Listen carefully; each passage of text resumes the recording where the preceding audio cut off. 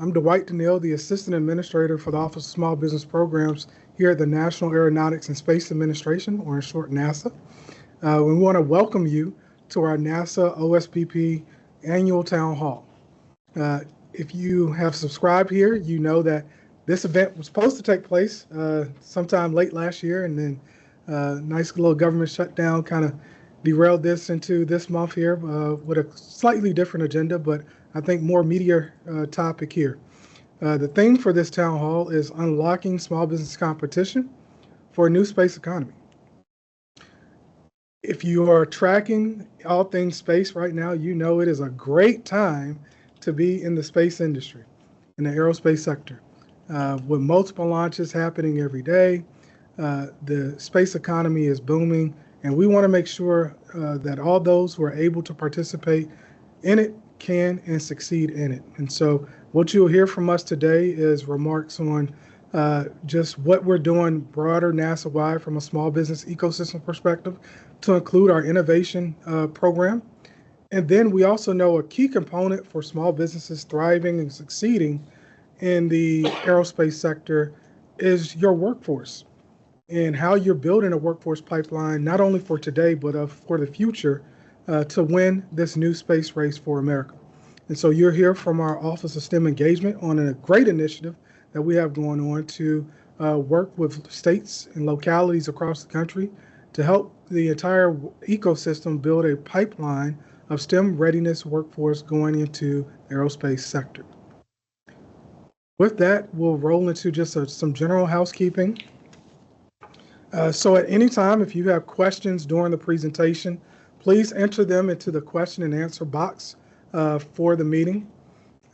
We will be monitoring that throughout the meeting here, and so please enter your Q&A there. If you are having technical difficulties, please put them in the chat box. Please be mindful that this is a live recorded meeting, so keep your mic muted unless we turn you off and we ask you to actually formally speak. Also, please fill out the survey that will be available in the Q&A box during the presentation. We also have poll questions during the meeting here, and our team will put the link in the chat for you to fill out that poll. We also want feedback here, so these poll questions are quite helpful for us to shape our next engagement for our quarterly learning series. And so your feedback is greatly appreciated as we move forward. Excellent. Right. So now we'll dive right into the meat and potatoes here. Again, I'll give you an overview of what we're doing from a NASA Office of Small Business Programs perspective to really unlock small business competition for a new space age economy. Topics we'll cover just a general space policy update, the business of space update, and then some Office of Small Business Programs update. Next slide. Next slide. There we go. So if you aren't aware, President Trump signed out an executive order 14369 earlier this month. Actually, it was the same day that our new administrator, Mr. Jarek Eisenman, was sworn in. That really laid out the tenets around our national space policy priorities. And in there are some overarching points that we want to emphasize that are more like guiding principles for NASA and other space-related organizations across the government. Point number one here is we as America plan to lead global space exploration, return to the moon by 2028, and establish a lunar outpost by 2030. Key word here is we're going to lead it. And absolutely, as the leader of the small business program here at NASA, we're going to do all we can to support Administrator Eisenman and the President Trump in their ambitious order to make sure that America stays at the global front of leading space superiority and developing a national space economy for economic security and national security purposes. We also want to endeavor to sustain human presence on the moon and enable Mars exploration. As I mentioned, strengthen our national and security space operations. We also want to grow a vibrant space industrial base. And that's part of the reason why we're having this town hall here, which includes both private investment, target markets, and then GovCon work. And lastly, we want to develop the next generation of space-related capabilities so that we are building a healthy, viable, and sustainable space industrial base. Next slide. So here at NASA, obviously our focus right now is on our Artemis program and our Artemis 2 launch, which is soon to be a launch here, hopefully and safely in the coming weeks. And it is our commitment to human exploration by returning humans to the moon with the first human orbit moon exploration flight coming up here in a few weeks. We also want to ensure that this program is a strategic national imperative for economic security and national security purposes. And we want to applaud all of our current contractors and future contractors who are part of our Moon to Mars and Artemis program for all your support in helping our astronauts for the Artemis crew get prepared for mission and meet that mission successfully here in the coming weeks. Next slide. So as I mentioned, Artemis 2 is on the horizon with flight opening here at the beginning of February, which is the first week of February. And it is really a catalyst for small business engagement for mission critical systems. Throughout the entire Artemis program, we have a variety of small businesses supporting our large contractors on numerous systems, whether it be human landing, ground systems, across the board. And regardless of your role, whether you're a service provider or a product provider, there's room for you to play in our space economy. And Artemis program is just one of those. Next slide. Within our Artemis program, obviously our challenge is also our opportunity. We recognize not just within the space economy, but the aerospace and defense sector at large, we have critical supply chain gaps. Producing raw materials, sourcing raw materials, or critical technologies, all of these things are our opportunity to get after. We're small businesses. If you are in that arena, we need you. As a matter of fact, I'm putting an open call out to you. If you are in that raw material components, manufacturing, widgets type of area, reach out to my office. We want to have a conversation with you, and we want to bring you into the fold of our supply chain with NASA.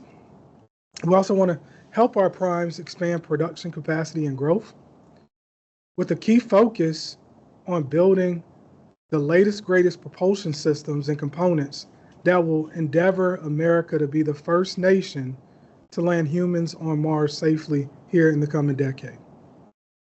Next slide. If you aren't familiar with it, please, the QR codes, take your phone or digital device and go look these architectures up, the Moon to Mars architecture and the space technology shortfalls. These are all areas that we have identified from a NASA perspective where we know we need help in to help us achieve the ambitious agenda of leading in space superiority by orbiting Mars again with humans and then endeavoring to orbit Mars. These are critical areas that we have identified, and these are areas that we are focusing on, not just only from a small business program perspective, but NASA-wide. Next slide. Now I want to get into the business of space. Oh, where did we go? There we go. Next slide. I just covered that slide, so go to the next slide. Sure. Last year, President Trump also signed out Executive Order 14275, which is called Restoring Common Sense to Federal Procurement.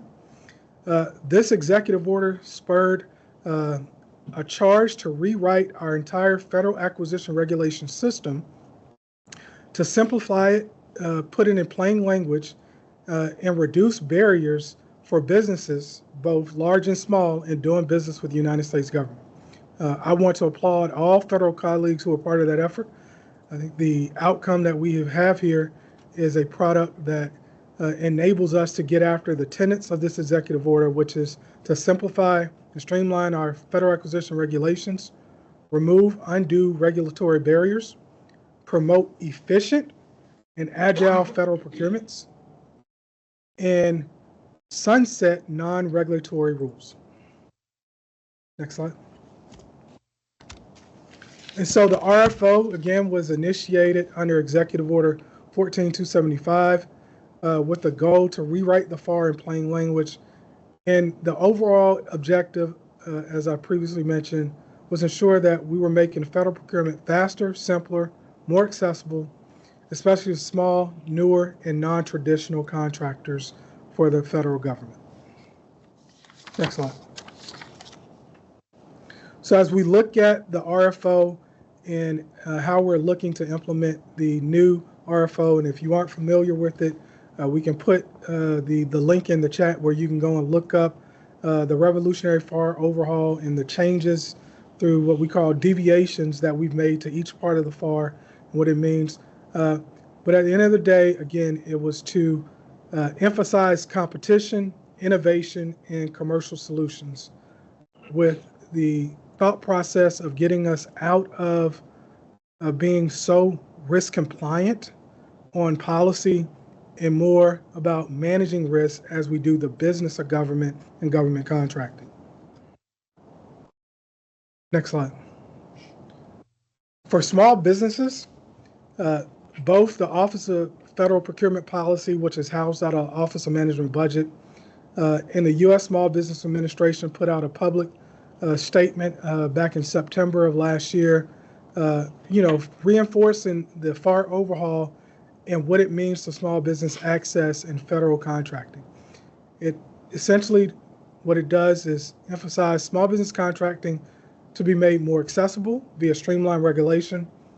It reinforces, key word here, folks, it reinforces the use of small business set-asides where two or more capable small business firms exist. It promotes competition within both the 8A program and other socioeconomic programs. And lastly, it really reduces administrative burdens for small businesses looking to enter the federal market space. Next slide. So what does it mean for you as a small business looking to be competitive in this new market space? Lower barriers, faster access to opportunities, streamlined SAM registration process and acquisition processes, and better on-ramps to larger scale contracts. As you foresee, you'll have a lot of what we call government-wide acquisition contracts that are starting to open themselves up to on-ramp, like Oasis Plus and others. You want to track that because those are opportunities for you to pursue commercial government-wide acquisition contracts for future business opportunities to do business with the United States government, not just NASA. Next slide. Now we're going into some targeted small business updates here out of my office. So small businesses still and will forever play a vital role for NASA in meeting and executing this mission. It is written into the statute, the Space Act that established the agency almost 60 plus years ago. And you can find yourself being a part of our ecosystem, both as a prime contractor or a subcontractor. Whether you're a widget provider, a service provider, all technical expertise on all ends are needed from the small business community. Next slide. So if you aren't aware of what we do, why we exist as an office, this slide just kind of really sums it up in a more comprehensive snapshot. The office is designated in statute, Section 15K of the United States Small Business Act. And our office is one of 24 other offices that exist across the executive branch with a primary purpose to maximize small business contracting opportunities within our agency's contracting portfolio. And so we do that through programs, procurements, and policies here out of our office, which programs exist like this learning series, getting information out to all of you. Procurements, which is where the rubber meets the road, working with program officials across the agency, technical requirement owners, and contracting officers, identifying which requirements can be best suited for small business competition. And then policy is looking at agency-wide policy setting that is needed to ensure small businesses have fair access across the board to participate in NASA procurements. Excellent. So our mission is previously what I stated, but our vision is really what I want to foot stomp here. Our vision is to improve, intensify, and sustain all small business concerns within NASA supply chains. And that's key here, folks. We recognize across the board there are areas where we need to focus more attention on to make sure that we shore up supply chain gaps and have a robust and healthy NASA small business industrial base. And the way we're going to do that is looking forward. We're going to reshape our small business program and standardize small business industry engagement. So for all of those that attended our industry engagement called LIFT at Kennedy Space Center last year, that was just the start of it. We're going to do that same type of engagement again at Johnson Space Center coming up here in September. So be on the lookout for the save the date. We're going to refocus our small business program around data analytics, really building out dashboards and tools to help our workforce internally make informed business decisions on maximizing small business utilization for our contracting requirements. We also are going to redeploy small business subcontracting tactics and methods to help our primes onboard and explore new suppliers so that we are expanding our industrial base and shoring up supply chain gaps. And lastly, we're going to redesign and maintain a strong agency-wide small business program focused on statutory performance and objectives. Next slide. So this is here, I'm not going to cover in depth, but this is more of our, objective and key actions behind our strategic priorities that I just mentioned in our R4 vision. Read this at your leisure, but I'll point out here one of the core areas here that I want to focus in on is I have a strong commitment to partner with our NASA SBIR Sitter Program Office to make sure that we are doing all we can to help commercialize the technologies that our R&D program has invested in and ensure that those small businesses who are at the phase 2 stage are getting prime optimal opportunity to go to phase 3 through commercialization means through other projects, either here at NASA or beyond NASA. And I have a strong commitment to doing that.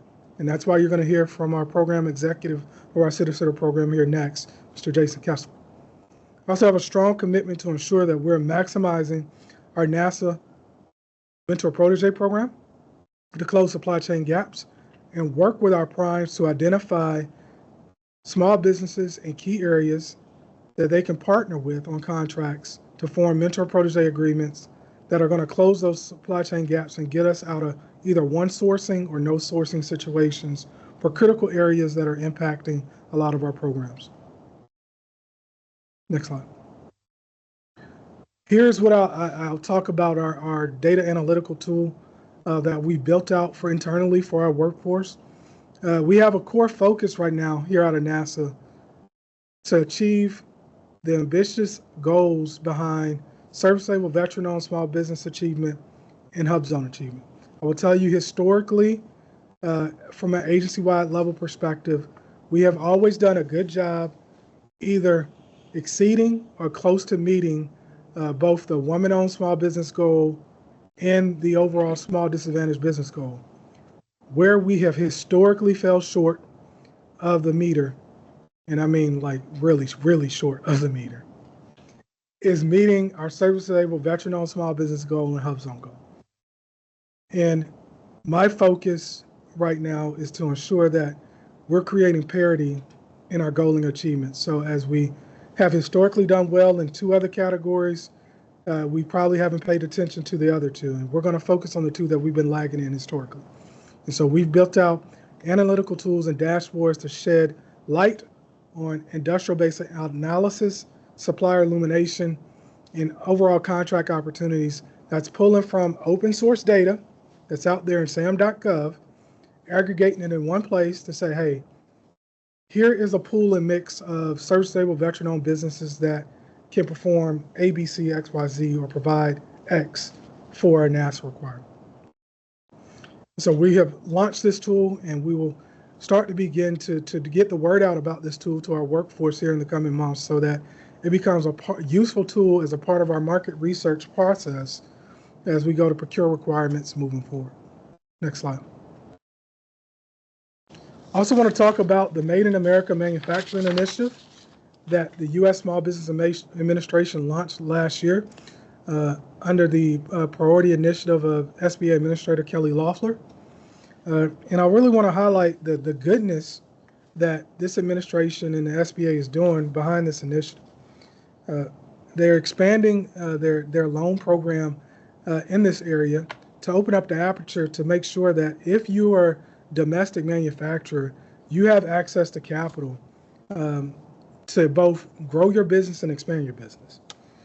They've launched an onshore portal to make manufacturing great again, and that you see that link there. That onshore portal is there where you can find manufacturers in key areas across the country. And they've doubled the SBA loan limits for manufacturers. So this is a great initiative here. We are very much supportive of manufacturing and the manufacturing initiative out of SBA. And we look forward to all those manufacturers who are looking to either come back online or either expand their line so that we can build back domestic capabilities in manufacturing here in this country. Next slide. As I mentioned, our NASA Mentor Protege program, obviously we relaunched it last year with a new focus. It is still a program that is a core focus to us as an office, but also as an agency. And I implore all those that want to participate, please reach out to my office so we can engage with you and figure out how you can become a part of the NASA Mentor Protege program. Next slide. So we did have a lot of changes amongst the entire small business team last year due to voluntary separation of service. We lost about 40% of our staff. And so you see a lot of new faces, some familiar faces in same places, but reduction in faces in other places. And so where the rubber meets the road, don't pay attention to that guy at the top there. He doesn't do anything every day. He just sits in a lot of meetings and does a lot of talking like he's doing right now. But where the rubber meets the road is everybody below there where the work gets done. So we have small business representatives who are supporting all of our NASA centers. Those individuals are your boots on the ground help every day to help you understand how to navigate the NASA acquisition process and where the best fit opportunities are for you as it relates to your company's capabilities and what NASA is trying to do and achieve from a mission execution perspective. So please reach out to my staff. They are very responsive and they are very helpful. Next slide. This is just how our NASA centers are structured from a procurement perspective. A lot of this probably will change in the coming months, but as it stands today, this is how we're structured here, managing several what I consider domain areas across the agency from an aggregation standpoint. So take that at your leisure, but just know that some of this may change in the coming months, and you'll hear about that from our NASA Office of Procurement leader, Mr. Marvin Horn, and his team moving forward. Next slide. So where our end here is just, focusing on a call action. For our industry partners, both large and small, as we look at NASA procurements in the federal market space at large, really focus on your core capabilities and delivering on contract performance.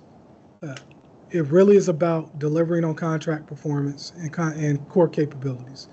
In today's space right now, we have no room and nor era for contractors not upholding their end of the bargain and delivering on time and at cost, both large and small. It's also about engaging early in our planning process, right? So really engage early. Part of the revolutionary FAR overhaul uh, was to help our acquisition workforce understand the importance of early engagement in the acquisition process to include communicating with industry. And so we are working across our acquisition workforce to ensure that we are talking to industry as early as possible to understand capabilities that can meet our future needs on contract. It's about leveraging commercial capabilities as well. Part of the FAR overhaul emphasized where at all possible we need to buy commercial.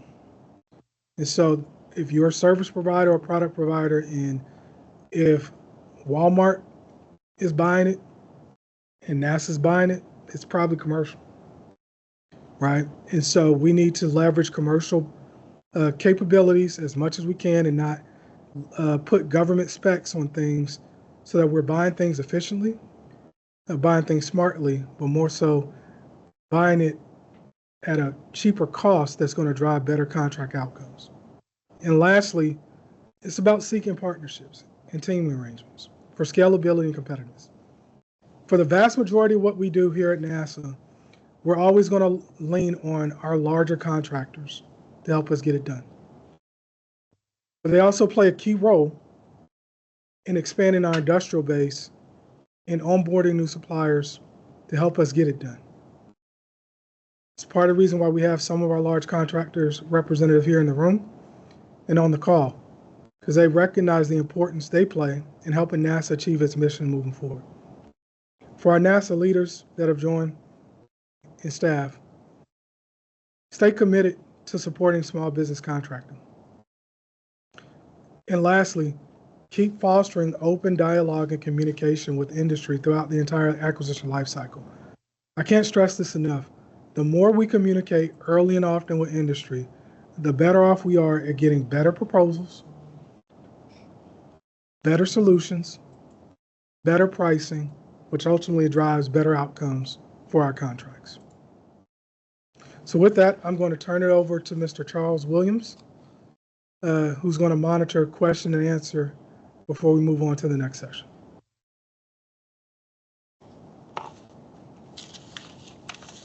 Thank you, Dwight. Appreciate that. Man, a lot of information, a lot of things going on within NASA. So we want to take this time and just, Dwight talked about a lot of different things, mentioned a lot of different things.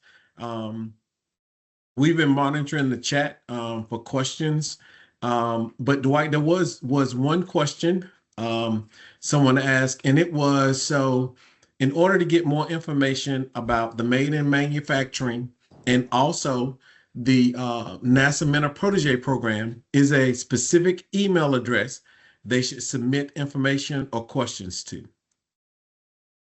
Yeah, so we can drop the overarching OSBP email address in the chat for folks that have direct questions on a direct point of contact for those areas, and we have someone monitoring that email box, and we'll respond accordingly.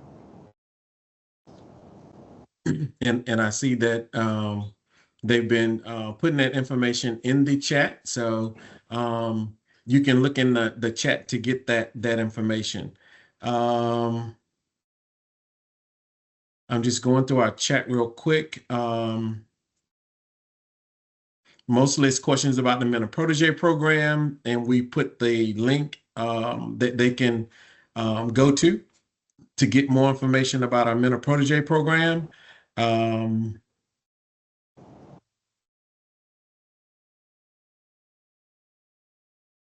Also,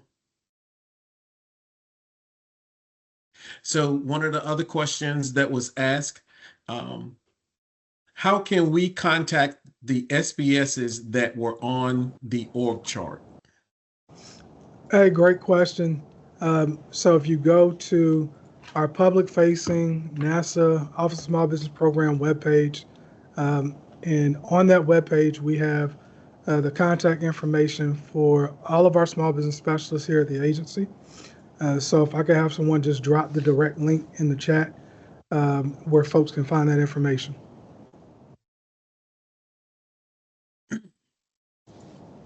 So one more question that from the chat, and then we'll move on to our other panelists. How often is the NASA procurement forecast updated? Hey, great question. So we have historically committed to updating that forecast on a quarterly basis. Now, I will say I recognize that the last update was done in September of 2025.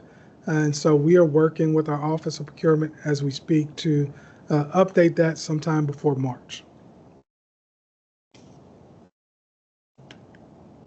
Okay, appreciate that. And again, folks, you'll have an opportunity to continue to ask questions. We'll have a little bit longer Q&A session after our next panelist. I just don't want to cut them short. And so with that, we want to continue to move forward with our agenda and our next two presenters. So with that, I'm going to invite to the virtual stage and to the mic, Mr. Jason Kessler. Thanks so much, Charles. Happy Wednesday, everybody. So great to be here with you. I first must give a huge thanks to Dwight. Ever since he landed in his role, I've been really energized because the opportunity for us to engage and work together, it's really limitless, I think. So my name is Jason Kessler. I am the program executive for the NASA Small Business Innovation Research and Small Business Technology Transfer Program. I will go over what that is because I'm assuming there's some that don't have any idea what those words mean. And I will also walk you through the current dynamics and policy realities of what we're facing. So again, thank you for the time. I always love to talk about small business innovation, and this is a perfect audience to do that. So next slide, please. And next.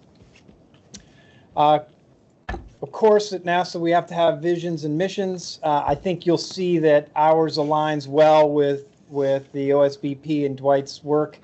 The vision, a world where any entrepreneur can benefit humanity. Like, we spent a lot of time as a program stepping back, like, how can we set a vision that is enrolls everybody and can pull from that. So we really do want to see where we can engage with entrepreneurs that help us expand the human presence in our solar system.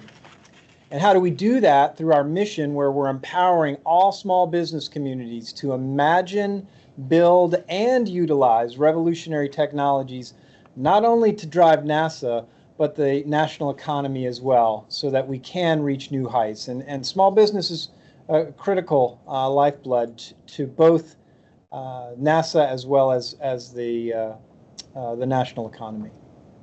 So we're doing the best we can and love to work with small businesses, and hopefully this conversation will lead to some follow-ups that we can engage a little bit more deeply. Next slide, please. So a little bit about the program. Who can join the SBIR-STTR? It is very focused on R&D. So what NASA does is we look across the agency and we come up with subtopics. These are technical areas that the agency has gaps in, and we believe the small business can contribute. And we release solicitations that proposals come in from small business that we review and then ultimately fund. Last year, we funded 299 Phase 1 awards, and it is all about closing technical gap to meet the NASA mission. SBA considers a small business concern a company with 500 employees or less, so that's a critical standard, and you need to be legally established in the U.S. and at least majority owned by a U.S. citizen or a permanent resident.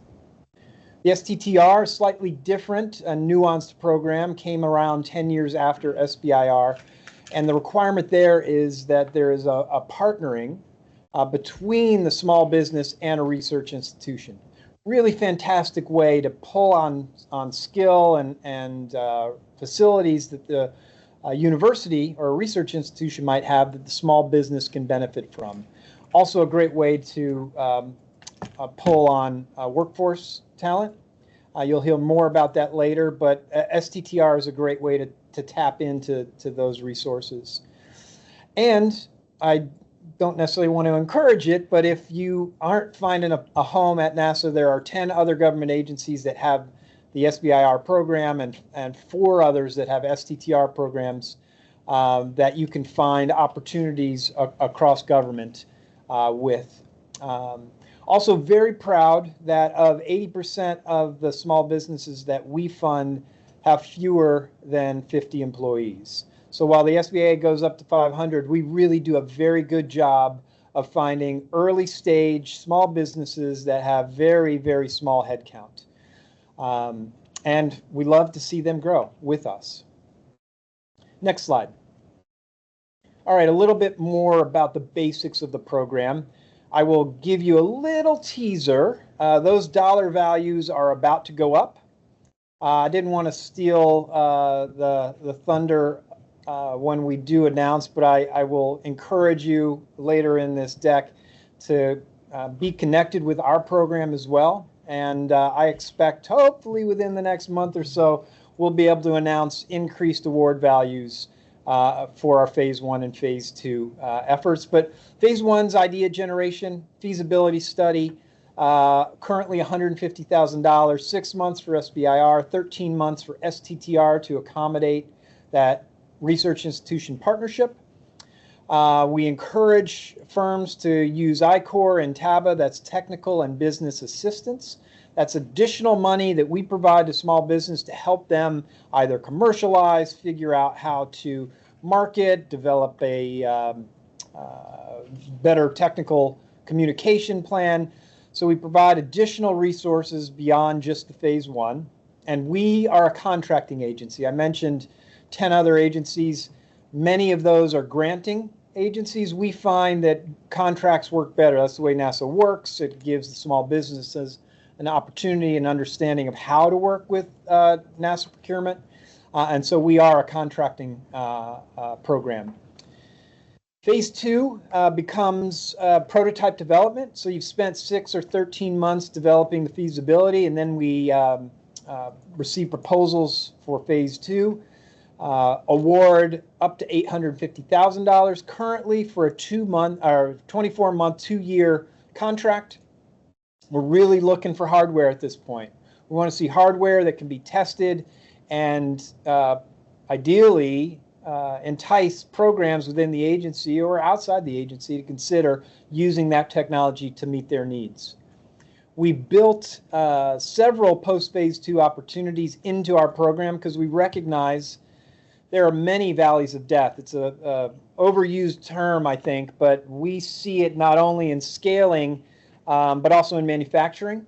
And so part of our post-phase 2 is to try to help with that. Phase 2E is matching funds up to $375K, dollar for dollar. That's a 6 to 12-month extension. Requires really very little other than the firm making progress on their phase 2 and finding a non-SBIR program funder to match our funds. So that's up to another $750 for that contract period. Phase 2 sequential is very targeted. It's a 24-month, sometimes a little more.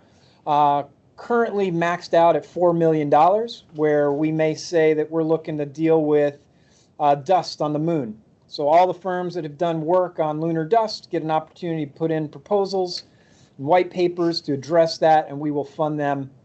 Those that get selected for another 24-month of development and up to $4 million for that work. And then finally, the CCRPP. CCRPP is really magical. We are looking to infuse or commercialize. You've gone through phase 1, phase 2 2E potentially, and now you're finding additional matching funds between 500K to 2.5 million. So that's a potential of $5 million in a 24-month period to further develop your technology and really ideally start to sell it in the commercial marketplace. And then the Holy Grail. Dwight talked a bit about it, phase 3. I'll go into all these post-phase 2s a little more, but I can't help but emphasize the phase 3 gives any phase 1 or phase 2 award winner the opportunity to receive a sole source contract. Let me say that again, a sole source contract. You are not competing. You have a technology, and the government is really required to use that technology if it is in need of meeting a need that technology can meet, and to sole source that to that small business. We do about 70 phase 3s a year. Dollar value varies total from $40 to $70 million. One of the emphasis that I have with Dwight is that we're going to be increasing that phase 3 because it really is a way to rapidly accelerate development, get people on contract without burdensome competition, because we've already met the competitive requirements through the phase 1 or the phase 2. All right, next slide. All right, so this is probably for more of those that are in the know, that have been tracking SBIR. We are currently facing a lapse in authorization. So part of that magic of phase 3 is because Congress has legislated that ability, and the authorization for running this program, executing it, lapsed on the 30th of September. So we are currently unable to release any new solicitations. We're unable to make any new awards with FY26 money. And so we are in a holding pattern. We are preparing for future solicitations. I have had very productive conversations with both the majority and minority Senate staff on small business, and I think we are hopefully just a week or so away. We've really closed the gap, or they've closed the gaps in the challenges with the reauthorization. So I'm hopeful within the next several weeks we will be reauthorized, and we will then turn on our solicitation process and start making awards again. One of the big changes that we went to in FY26 was moving to a broad agency announcement. NASA SBIR has never done that before. Many of the other government agencies do. What we love about it is it provides us greater flexibility and multiple opportunities throughout the year to engage for targeted technology needs in a much more easy way than we've had. Traditionally, we've released a single massive solicitation that came out in January, it closed in March, and then we were stuck until the next January to get an opportunity for small business input.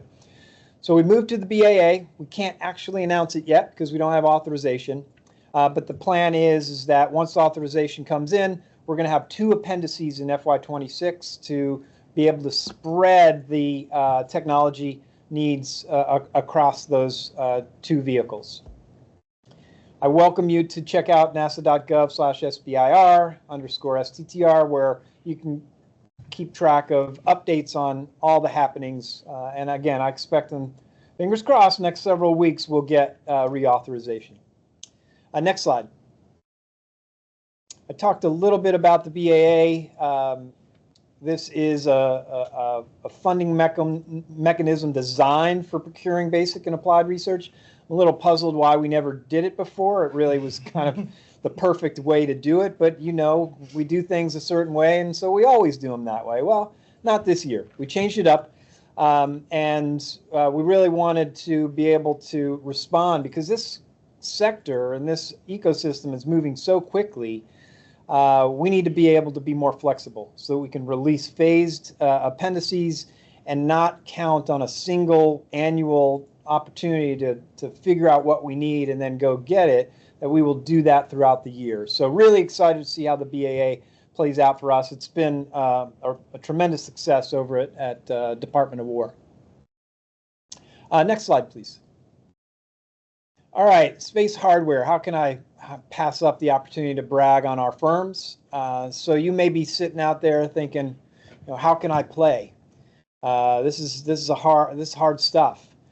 Well, you can see here 7 companies, 8 technologies, all with SBIR heritage. They are currently on the surface of Mars, operating, enabling that mission to happen. So our success really is your success, and we depend on the small business engagement to help us pull these incredibly challenging things off. Now, why my job is particularly difficult is you can look around, you see Honeybee on there. They have 2 technologies, but everybody else, they have 1. And we're not buying a whole lot. That rover is using one technology from that firm. And so how do we ensure that what we are soliciting for and developing in partnership with the small business has real impacts to the agency, but also enables you to thrive as a small business? And that's really the sweet spot that we look for, because we know you're never going to make your payroll and keep the lights on by selling a single instrument to the agency. Part of the magic is working with us and our experts to ensure that you're developing the best technology possible, but also looking to ways that you can find commercial opportunity for your technology outside of the Perseverance rover, as an example. Next slide. Love this topic. Everybody has a different meaning when they say commercialization. So let's dig into it now. Next slide, please. I'd mentioned we had a single solicitation released in January, closed in March, and that's how we collected all our technology ideas. Well, back in 2022, we noticed just how vibrant the space sector was, and we recognized we needed an opportunity to help grow that sector. And we wanted to do that by seeking technologies that weren't necessarily going to be NASA use, but rather adjacent, and NASA would be the springboard to enable those firms to go out and sell a whole lot to other users. So that experiment started back in 22. We selected 12 companies in 22, 10 in 23, 9 in 24. We're in the midst of selecting what I hope will be about 15 in 25. Well, it's technically 26, but they came in 25. And we're really looking for not technology that's going to be infused into NASA, but technology that the commercial sector has need of, and NASA expertise and money can help develop further so that we can find commercial success. So far, really, really powerfully successful experiment. Small numbers, but we're finding incredible amounts of venture capital coming in matching funds to help these firms further develop their technology. Next slide, please. Here's a quick success story. We've been very focused on Moon to Mars. Artemis clearly is our #1 priority. I started at NASA in 1994, and it's easy to forget that the first A is aeronautics. And so as a program that addresses the entire breadth of NASA technology need, here you see an electric motor and inverter from H3X. Super cool, successful firm. Again, I mentioned venture capital coming in. This was an Ignite firm that came in, found that 375K match, infused into the NASA Susan project, and they're also being used in Sail Grand Prix. These are catamaran hydrofoils. So this is where you find that balance, where maybe NASA is a user but not the primary, and our small business are in the sweet spot for that. Next slide, please. CCRPP, I mentioned earlier. Here you see Mango Materials, another one of our very successful firms. They're developing materials out of greenhouse gas. Really, really cool solution. A CCRPP success for us. This again is where there's a dollar-for-dollar match from 500K up to 2.5 million, and a 24-month award. We love it because it's a sign that there's an external funder that believes in it. And so therefore we consider that a tremendous success, because we may love it, but the fact that somebody else is willing to put in cash indicates there's real traction and value there. Love the CCRPPs. Next slide, please. Another success story. This is Black Swift Technologies, also another Aero, but one that was worked through our Science Mission Directorate. They're working on unmanned aircraft systems.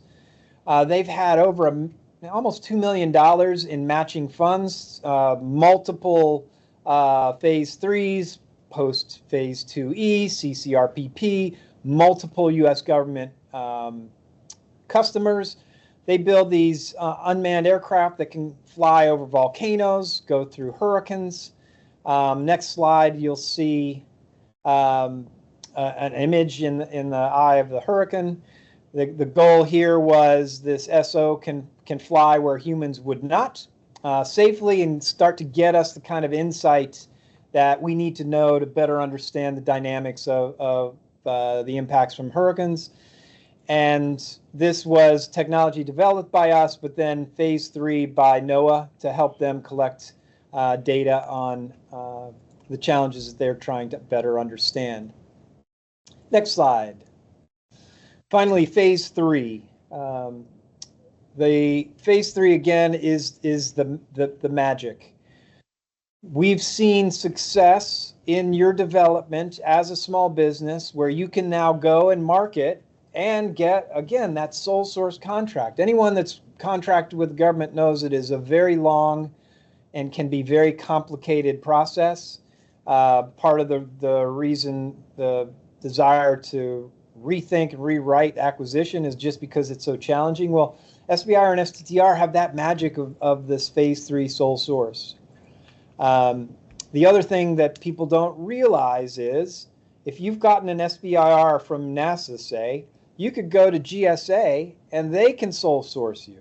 And in fact, if it's a technology that GSA needs, they're almost required to, or need to give a reason why they would not sole source that company for a phase 3. Two examples here. Track Labs, they have this procedure writing software, did phase 3s with us for our Viper robot, the Valkyrie robot, and the Viper rover for the moon. And they're being used by oil and gas to better track all the challenges and moving parts that the oil and gas industry manages on a single day. And then here's Aurora Flight Sciences. This is their universal bus charger. Saved about $2 million a year by putting this on space station. Much more effective way to be able to have multiple charging ports for all the different tools they have on station.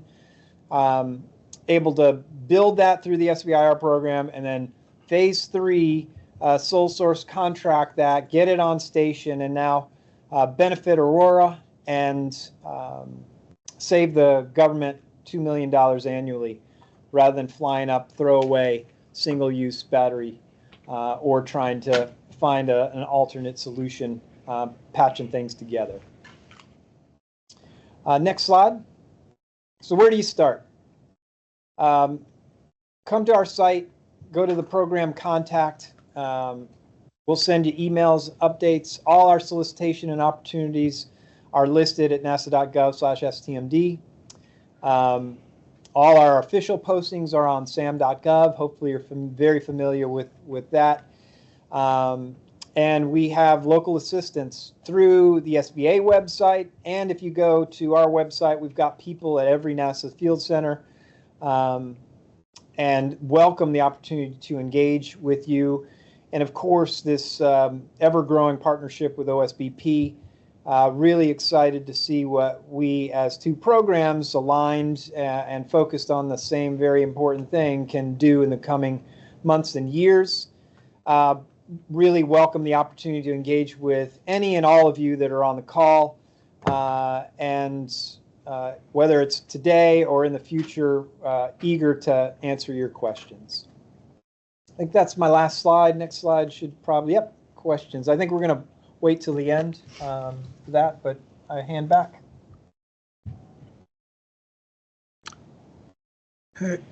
Say thanks, Jason. We truly appreciate the Cyber Center program update, and there was a lot of meaty content here. And given the current lapse of authorization for the program, I know a lot of folks were just interested in hearing, where we're at with the program, and it seems like we're still moving forward with a lot of initiatives, and there's potential authorization on the horizon here out of our congressional halls here in Washington, D.C. Next, we'll introduce Dr. Holly Miller from our Office of STEM Engagement, who's going to talk to you about a great initiative that our OSTEM office has going on for aerospace state hubs. Hi, everybody. I'm Holly Miller, and I'm a federal liaison for the Office of STEM Engagement at NASA, and I'd love to briefly share with you some of the work we've been doing at OSTEM as it relates to the aerospace workforce. More specifically, I'd like to discuss how NASA is unlocking small business competition to support a rapidly expanding new space economy.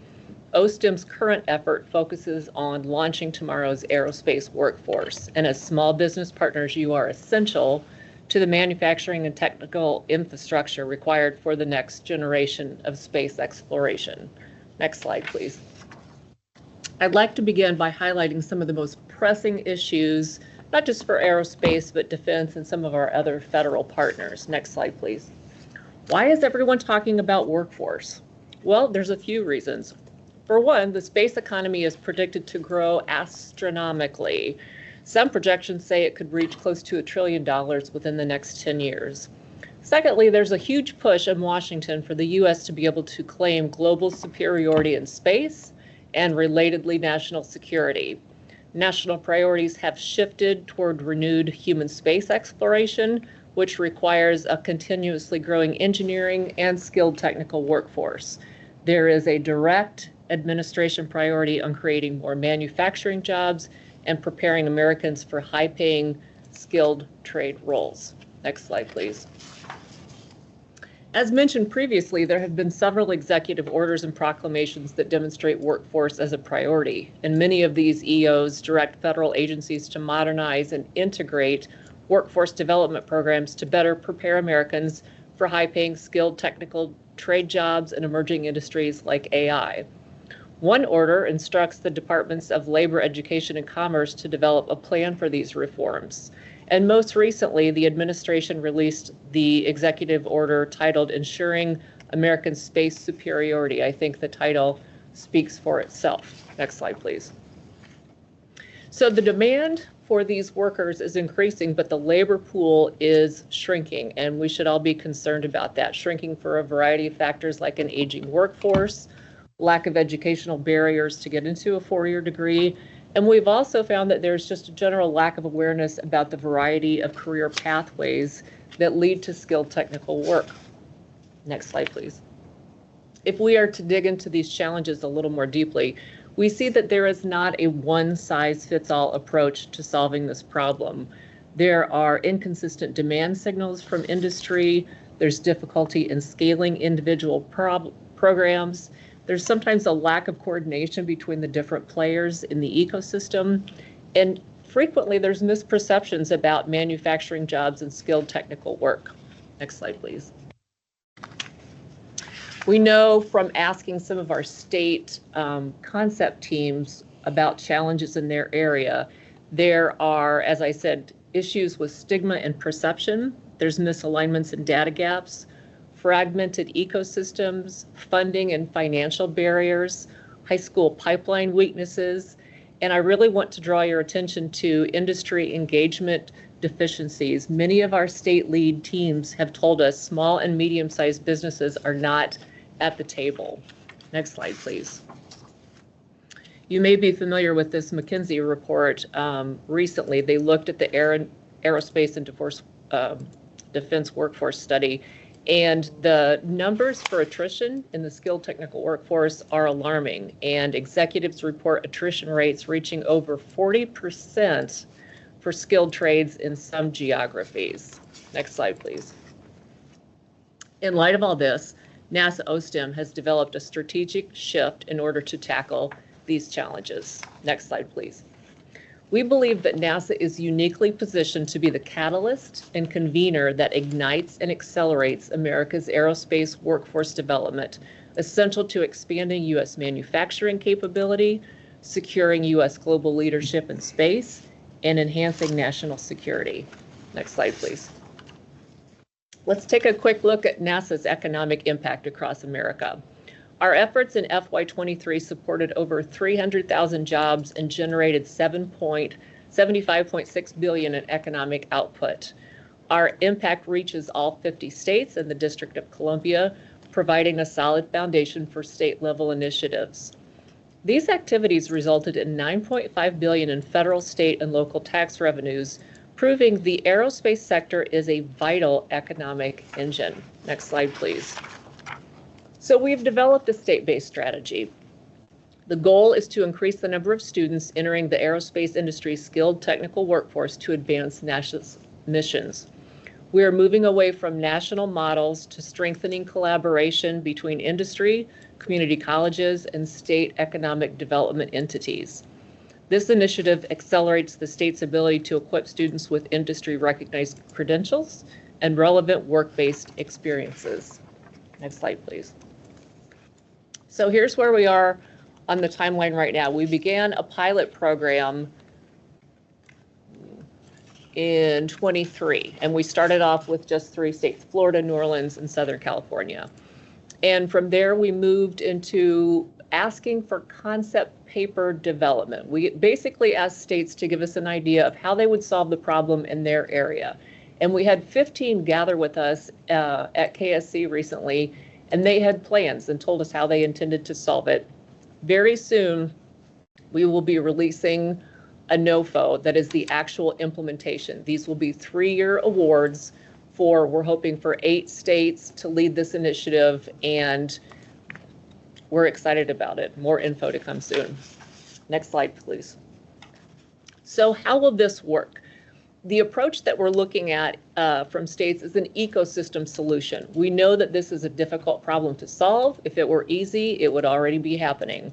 And so the state hub lead will serve as the central coordinator between NASA industry partners, education providers, and state agencies. The hub will identify specific aerospace workforce priorities, and it will build pathways to essential skills, ensuring students are ready for high-need careers.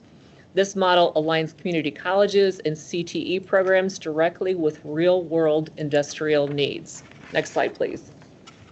You are here. Next slide, please.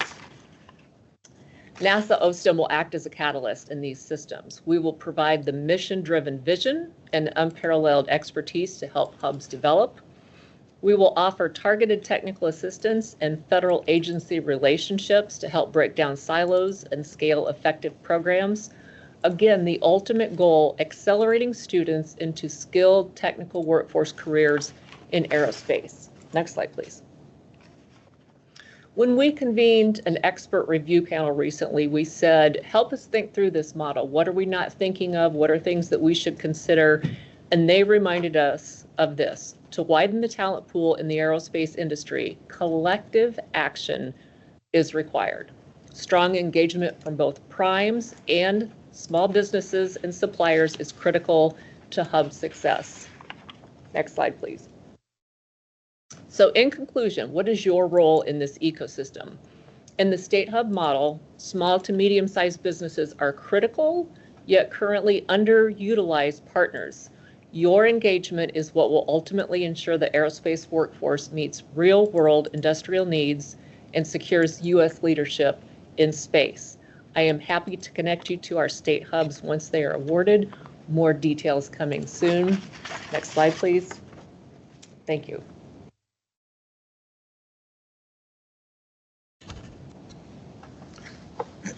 Hey, thanks, Holly. We truly appreciate the remarks. I'm excited for this initiative out of the Office of STEM Engagement. I think it's one that's corely needed for us as an agency to continue to be the catalyst to the space economy. And so we applaud you and your efforts, and also the AA for OSTEM, Elaine Ho, for her visionary efforts and really kind of launching this as a more focus for the Office of STEM Engagement. So really appreciate the partnership and thank you for taking time out here. I'm now going to turn it over to Mr. Charles T. Williams. I got to call you Chuck. I'm sorry. Chuck. Thank you. I appreciate that. Yeah. I'm going to turn it over to Chuck to help us close out this with a Q&A. All right, so and we've gotten several questions in the chat. Some have been answered, but I do have quite a few, and we'll see if we can get through all of these. First question, and Dwight, this is probably going to be more for you. I understand that under the overhaul effort, the decision as to whether a program stays in the 8A program or not has transferred from the SBA to the contracting agency. Will NASA be making the future decisions, and how might that change assignments going forward? Great question. So let me clarify that question based upon the Revolutionary FAR Overhaul Part 19 and what it states here. So previously, under federal acquisition procedures, there was a rule called once an 8A, always an 8A. However, as we have streamlined that, we have rewritten the FAR to kind of allow flexibility for 8A requirements to remain 8A requirements. And so there's an 8A requirement that's coming up for recompete. It is absolutely at the contracting officer's discretion to not recompete that requirement under the 8A program without SBA's approval, so long as they compete that requirement under another socioeconomic program. So, for example, if I had an 8A requirement that's up for recompete and an agency's contracting official decided they're going to do a 8A, instead of an 8A competition, they're going to do a service-disabled veteran-owned competition, that is absolutely allowable under FAR new procedures under 19. They do not need to go to SBA for approval and release of that requirement. They can do that at their own discretion.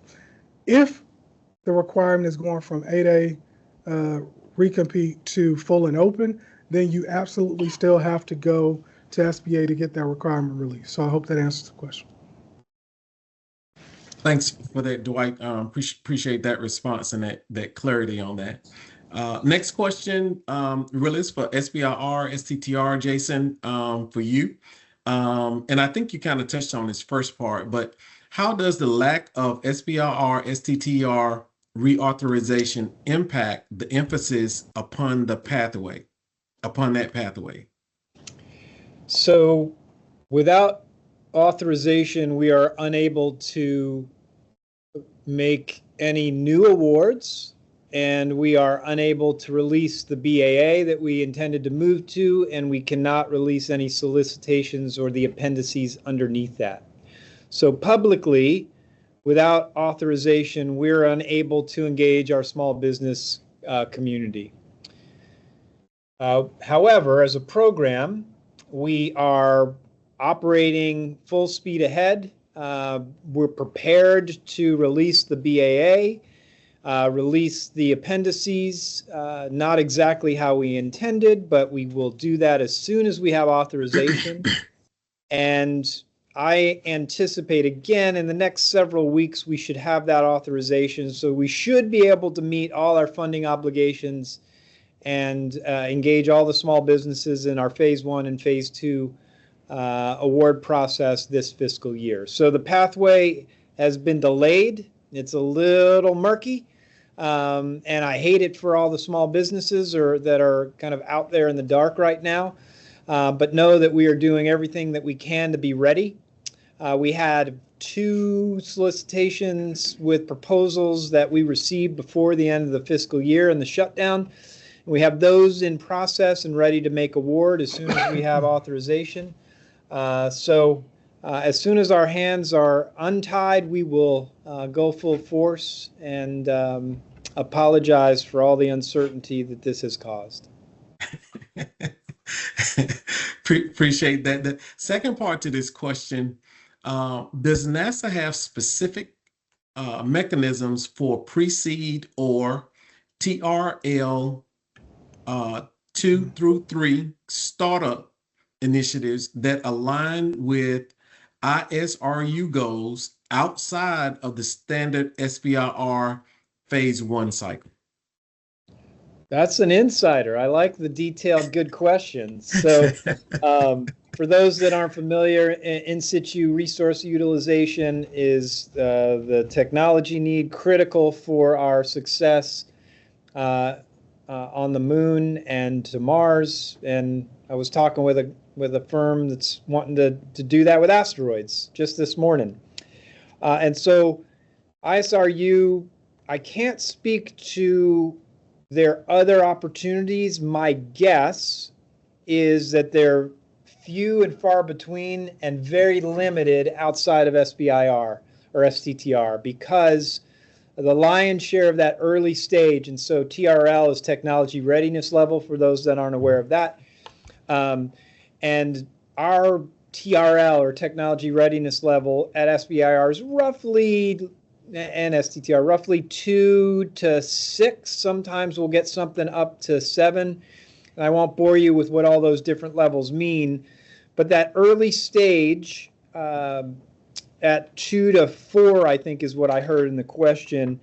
There may be some ISRU opportunities outside of SBIR or STTR, probably limited, but feel free to reach out to me. I don't know if my email was on the slides, but it's jason.l.kessler@nasa.gov, and now I'll have 362 emails when I get back to my desk.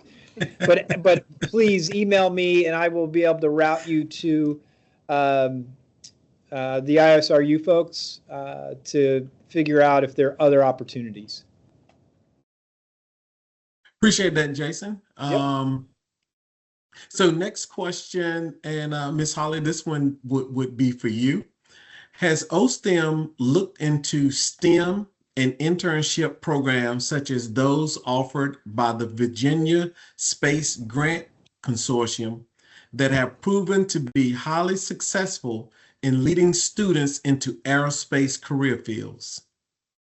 Excellent question. So yes, the short answer is yes. Virginia is one of the 15 concept paper teams that was selected. And so we have been digging deep into looking at how to improve internships, apprenticeship programs, micro internships, micro credentials. Everything is on the table at this point, honestly, because for us to solve this problem, we're really going to have to think creatively. But yes, we are very familiar with Virginia's outstanding good work. Thank you. Okay, thank you for that. Dwight, this is probably going to be more down your alley. So, where was it? For upcoming NASA facility, janitorial, and base operations requirement, how early should small businesses engage with OSBP and technical teams to influence acquisition strategy before solicitation release? Hey, great question. And so I kind of want to rephrase it. So it's not so much influence, it's more about informing your company's capabilities and how you can meet the government's procurement needs. And so for any company, large or small, you want to kind of get into the engagement process as early as often. Way before you see a source of salt RFI notice out there on the street, or even when you see the RFP posted, you need to engage way before that. And so the way you do that is working with the small business specialists. So if you're in that type of arena, both Troy Miller on my staff is a good point of contact for you. Reach out to Troy. Troy, if you're online, just raise your hand, or I'll do one better. We'll drop Troy's email address in the chat. Troy, Troy had nothing to do with that. I'm almost positive I'm gonna get something from you later. We'll drop Troy name in the chat for that. So, but no, in all seriousness, you want to engage early in the acquisition process, way before you see a formal notification out there on the street for a requirement. And so that's my advice to that company. All right, appreciate that. Jason, this question is a SBIR question. If the award amounts for SBIR, STTR phase 1 and 2 are increasing, is the overall budget increasing, or will there be less total awards? Insightful. I wish that the overall budget was increasing. However, if one were to think about where we were with the budget request and where we've gotten to with the Congress pass, we actually are ahead of the game. So, but the number of total awards will go down. And we thought long and hard about it. We've been lagging other agencies in the amount of the funding on our awards. And given operating cost inflation challenges, we wanted to make sure that our small businesses were remaining competitive and could consider our extensive, the phase one's a 15-page technical proposal. So we know it takes a lot. It may only be a 6-month feasibility study, but we're increasing the awards at the expense of only being able to award fewer number. Okay, thank you, sir. One other question that we have, and I'm just going to put it out to all three of you. There's a lot of focus on technology needs, but I'd love to hear more about NASA's plans for the people side of the equation. For example, leadership development, workforce readiness, and future talent pipelines. What opportunities exist for organizations that support leadership and organizational development, and who should they engage with? I'll take that. It's a great question. I will say, under the executive order that was released last year entitled Department of Government Efficiency, all agencies, including NASA, had to kind of validate all of their contract actions for mission suitability. And so what that meant was we had to go line by line, each by each, verify each contract and why we had it in place in support of the mission. And where it really did not lend itself to the lens of core support to the mission, we were asked to either reduce that contract, scale it, or terminate it. Okay.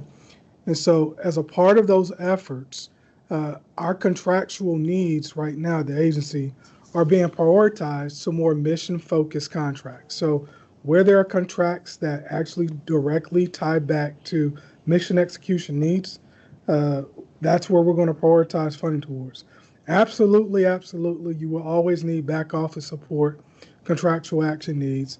Those aren't going away, but I will say they're not the core priority focus from a funding level perspective at the programmatic level. And so where we have those needs that arise, obviously we post them. I would say monitor our acquisition forecast. If we could post the link in the chat for our NASA acquisition forecast, put that out there. But do know that under the executive order entitled Department of Government Efficiency, every agency had to go through and is still going through a process, validating mission suitability in a contract supporting it. And that actually is a good thing because we want contracts to actually be directly tied back to mission. Otherwise, we got government personnel in all support offices that should be able to handle that type of work and carry that load for the agency. Thanks for that, Dwight. Appreciate that response. This is an interesting question, Jason, with respect to the SBIR program. Could you please clarify whether the NASA SBIR Ignite opportunity is open to companies that are based in India or Indian companies, or only to US-based businesses? Only US-based businesses. And in our solicitations, all of our solicitations, we point to the SBA definition and it's US taxpayer dollars. So we require that the firm is US-based and the majority ownership is US citizen or permanent resident. Okay, thank you, sir. Appreciate that. I have a few more questions here. How can small businesses collaborate with large primes? Uh, it is almost impossible to get visibility in front of these bigger vendors and also get funding for small businesses. That's a great question. I will say we often get that question in almost every learning series.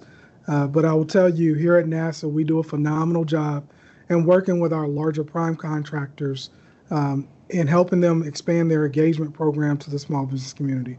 And so, if you are looking to have inroads with a larger prime, reach out to our team. We will figure out the best way to connect you with the prime. Now, I will tell you this. It's not just connecting with the prime for the sake of connecting with a prime. So you also want to do your homework and research on that corporate company, the projects and contracts that they have both at NASA or other federal agencies, as to why you want to knock on that door and have a meeting with them to potentially become a subcontractor. And so once you have done that and we can have that conversation, then we can talk about which prime contractor makes sense to do an introduction to. Appreciate that, Dwight. Next question. Are there any opportunities on the AI transformation front? How is NASA helping their teams use AI? That's a great question. I will say it's artificial intelligence has been around for some time, but it's been a core priority and focus for this administration. The president late last summer released the national's playbook strategy for artificial intelligence that really kind of laid out a roadmap of how this nation, through his administration, is going to leverage AI as both a national security perspective, but also economic perspective. And so every agency is trying to lean in on AI, including my team. I'll tell you, I've tasked my team vigorously to help me understand how to make our NASA mobile app and NASA vendor database more friendly by leveraging AI. And every office across this agency is looking at how can we use AI to make our office operations efficient, deliver better outcomes, but also deliver better service to our stakeholders. And so we all are being tasked with that, and every office is delivering that. Now, as it relates to just AI requirements, again, I go back to our NASA acquisition forecast. If we have an AI need, that need will be advertised, from a forecast perspective on our forecast. And if you can't find it, I've got a guy. His name is Troy Miller.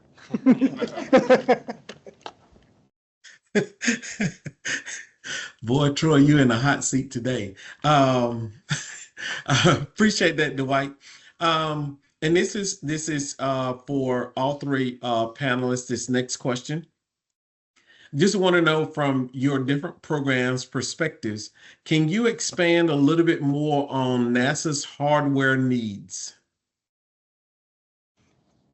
So I'll just take that. So in my slides, you saw a slide that talked about our Moon to Mars architecture and our space technology shortfalls list. Those two lists, I would say, accurately summarize our hardcore hardware and tech needs and where we're looking to fill gaps at. And so these slides will be available, publicly posted here a few days after this engagement. Reference that slide, click on the QR code on those slides, and you can find an entire list that we put together at an agency level that discusses that. Thank you, sir. Appreciate that response. I'm just trying to see if we have any other questions in the chat. Also, just want to remind all attendees that yes, all of the slides will be posted. We'll send out all of the slides through Eventbrite. Last question, and then Dwight will turn it over to you for a wrap up. So this is probably for Ms. Holly, has to do with pathway. For small businesses that have already developed white papers and completed the relevant registrations, what is the most effective way to ensure those concepts are visible, evaluated, and positioned for future solicitations tied to Artemis and Mars forward initiatives? That sounds more like an SBIR question. Yeah, that's probably for Jason. Yeah. Would you mind repeating it, Chuck? Sure, that sure, I no problem. No problem. Get the answer For right. small businesses that have already developed white papers and completed the relevant registrations, what is the most effective way to ensure those concepts are visible, evaluated, and positioned for future solicitations tied to Artemis and Mars forward initiatives? Yeah, so in terms of SBIR and STTR, we indicate what we need through our solicitations. So I mentioned that the BAA hopefully will be out in the next several weeks because we'll have authorization, and then the 26A and B appendices that will list all the subtopics. Those are all the technologies that we are seeking. Will be listed there as well. We don't really have a good mechanism to accept unsolicited proposals, white papers. I encourage you to take a look. If you go to the SBIR website in the NASA portal, you'll be able to see past solicitations, and you'll be able from that to determine what technologies were needed. And if your firm is working on technology that's relevant, or the white paper is relevant to something that we've solicited in the past, then there's a good likelihood that there's alignment. And if that's the case, I'm happy if you want to reach out to me, I can forward you to someone on our team or the folks that would be relevant to see if there's a fit. But really, the only way in through SBIR is the solicitation itself. And I think the best thing to do is to look at past history to see what we were focused on. Hopefully that gets the flavor of the question. Thank you. I think you did touch on it. Really appreciate that response. And so to that end, did want to take this opportunity to thank all of our panelists, all the information that you all provided. I know it's a lot of information. Again, we're going to send out the slides so you'll be able to see this again. We did record this, so you'll get an email about when the recording is available if you want to listen back through it. And you'll probably pick up some things that you missed during this session today. But again, want to thank everyone behind the scenes, our OSBP team, our leadership, Mr. Daniil, for allowing us to do that. And so with that, Dwight, I'm going to turn it over to you, and you can close us out today. Hey, thanks, Chuck. So let me first acknowledge my entire team. Again, I mentioned that org chart, that guy at the top really just doesn't do anything. So my entire team kind of put this together. So let me thank all of my staff for their time, attention, and efforts to making this a wonderful engagement and insightful engagement that I hope was insightful for all attendees. Let me also thank the panelists that took time out of their schedules to present the content today. Jason, Holly, truly appreciate the continued inter-office partnership between our offices. I think that just demonstrates how we work together at NASA to achieve mission. Let me thank our partners in the room, both federal colleagues at other agencies and then some of our large industry contractors and small businesses. It is always good to have industry at the table to hear directly from us where we're headed with some priorities and initiatives and how we can work together to advance NASA's mission. In closing, I will say this really is about unlocking small business competition for a new space economy. It is going to take an ecosystem approach, both traditional contract means through GovCon efforts, innovation to commercialization, whether it be for government means or private means, and building a workforce that's there to help us sustain it moving forward. And so as we look at where we're headed in the coming months, in the coming years, to sustain space superiority as a nation under this administration and under Administrator Eisenman's tenets and visions as the administrator for NASA, we as a small business collective team stand ready to support, and we look forward to all industry partners supporting us in this endeavor. With that, folks, have a great rest of your day out here, and we'll all chat soon.